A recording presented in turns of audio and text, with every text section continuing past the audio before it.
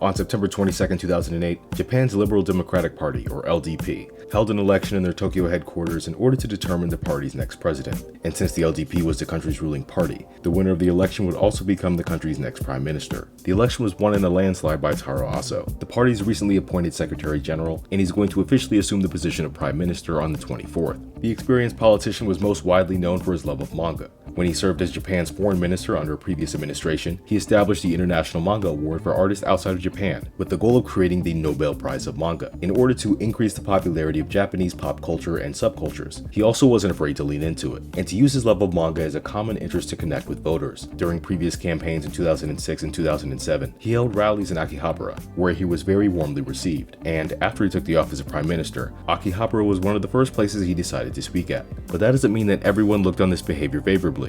Some people thought that he was just using his love of manga to improve his public image, and that he and other politicians were using Japan's cultural exports as a form of soft power, a way to improve the country's image and increase its standing around the world. The most notable critic was actually Hayao Miyazaki, who criticized Aso's public praise of manga and urged people not to forget the past and lean into nationalism. Even in the face of these critiques, decreasing popularity, and a rise in support for the largest opposition party, the Democratic Party of Japan, or DPJ, Aso still thought that Japan's cultural exports had a vital role to play, not only in international relations, but in the growth of the Japanese economy.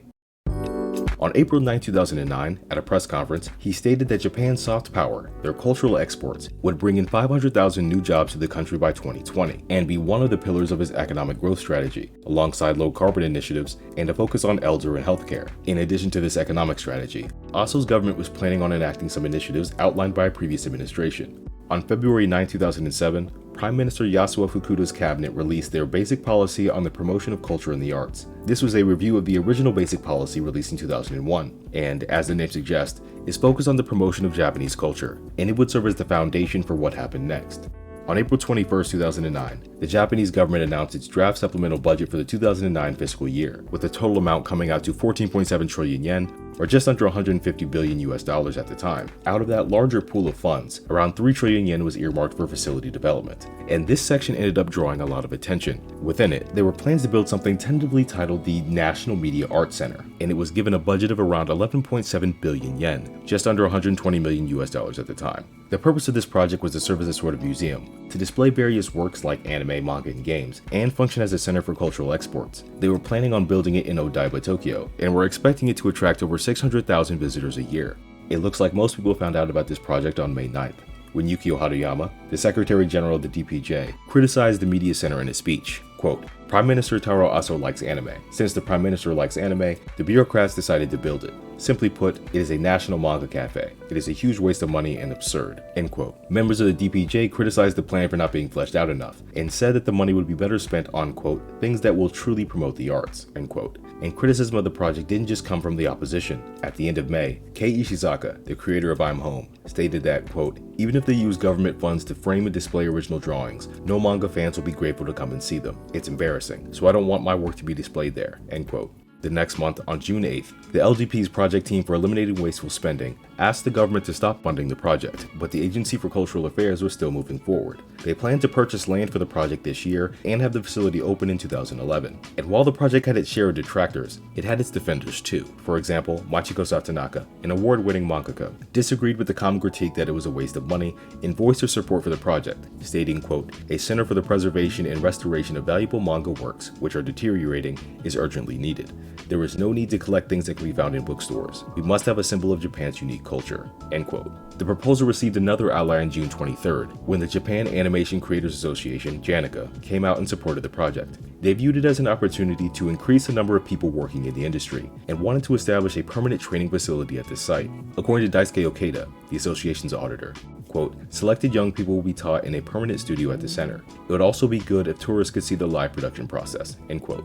But even if JANICA was in favor of the center, not everyone working in the anime industry felt the same way. And while a lot of people were against the center's construction, their reasons varied. This project was being proposed at a time when there was an increasing focus on the health of the industry and those working within it. So there were those who wanted the money that was going to be invested in this new facility to be redirected to anime studios and animators. Others were more concerned about the government's involvement in the industry. Yoshikazu Yasuhiko, the famed character designer behind Mobile Suit Gundam, said, quote, "It's useless. Anime has grown with the tenacity of a weed. I want it to be left alone. There are concerns that government subsidies will lead to restrictions on expression," end quote. And amidst these discussions, another nickname for the National Media Arts Center started to pop up more frequently. People started to refer to it as the Anime Hall of Fame. In order to finalize the facility's business model and determine how it was going to be operated, the Agency for Cultural Affairs established a preparatory committee for the National Media Arts Center. The committee was composed of 14 members with a variety of different experiences, like Machiko Satsunaka and Tsunekazu Ishihara, the CEO of the Pokemon Company, for example, and held its first meeting on July 2nd. The fate of the Anime Hall of Fame was a popular topic, and the venue was filled with both spectators and reporters. The topic of archiving important historical works seemed to take center stage, as committee members noted that the proposed budget was only meant to cover construction costs and didn't address any of the content that the center would house. This brought the project's budget back into the spotlight. Back in April, a government report recommended that the center outsource its operation to the private sector and cover its own costs, but some doubted that this plan was feasible. Sadao Uematsu, a professor at the University of Tsukuba, stated that, quote, "It will be impossible to cover personnel training, research, and facility management with just self-generated income. It will be difficult unless we consider more profitable activities and receive support from the government," end quote. In order to address these concerns, Takashio Itaru, the Deputy Director General of the Agency for Cultural Affairs, implied that they plan to provide additional funding if necessary.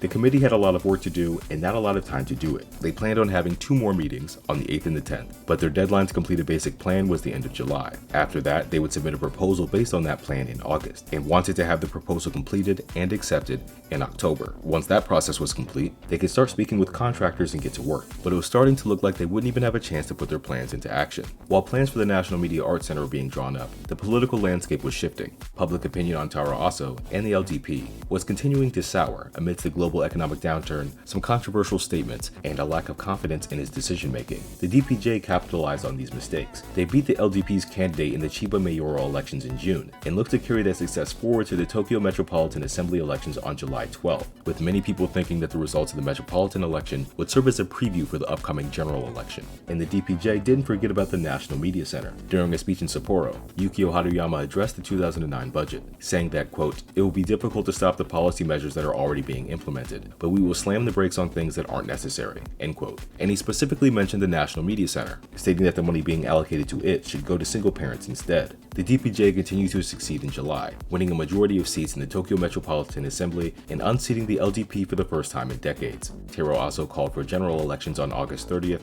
but most people viewed this as a Hail Mary that was almost certainly doomed to fail. And on August 30th, 2009, Taro Aso resigned from his post as Prime Minister as initial polling results showed that the DPJ was going to win in a landslide. This ended the LDP's run as Japan's ruling party and was only the second time that the party lost since its founding in 1955. The DPJ didn't wait very long to nix plans for the Anime Hall of Fame, formally canceling the project on October 1st. But its supporters didn't give up. In November, the Agency for Cultural Affairs submitted a new proposal. This new project would bring several organizations together to conduct research, collect data, and put things on display. They would run a facility instead of building a new one, and this project would only cost 25 million yen, around $280,000 a year, much less than the 11.7 billion yen construction budget in the original proposal. But despite these concessions, it didn't go anywhere. The idea was floated again in 2013 by the governor of the Chiba Prefecture during his campaign. The LDP had come back into power by that point, but it doesn't look like this went anywhere either. But the idea never completely faded away. In 2016, the government announced the Manga Center project. According to the Japan News, it was going to be a museum that will, quote, "collect and exhibit such items as original artwork from Japanese manga and anime that are popular internationally," end quote. They also wanted it to be a place where animators could train. The goal was to have it completed before the Tokyo Olympics in 2020, and Taro Aso, now the Deputy Prime Minister, was also involved with the project, and it looked like that effort was brought into a new bill in 2018, but its name was changed back to the National Media Arts Center, though in the end, the bill wasn't passed. But the idea still isn't dead, and it looks like there's been a renewed effort to get the project finished. This past June, the Japan News reported that plans for a National Media Arts Center were back on the books. Quote, "The government has solidified plans to establish a center for the collection, preservation, and exhibition of original Japanese manga artwork and anime cells, which is planned to become operational in fiscal 2028. the tentatively named Media Arts National Center, is designed to prevent these original works and animation cells from being scattered or transferred overseas. It is also expected to have the function of training experts in preservation practices, as well as research and study. With manga culture being more and more actively spread overseas, particularly in East Asia, the development of manga museums supported by government agencies is progressing in China, South Korea, and Taiwan. The government hopes to use this center to work with the private sector to boost the competitiveness of the nation's content industry by strengthening the spread of information throughout and beyond Japan. End quote. So, after all this time, Tara Aso's National Manga Cafe may be opening after all.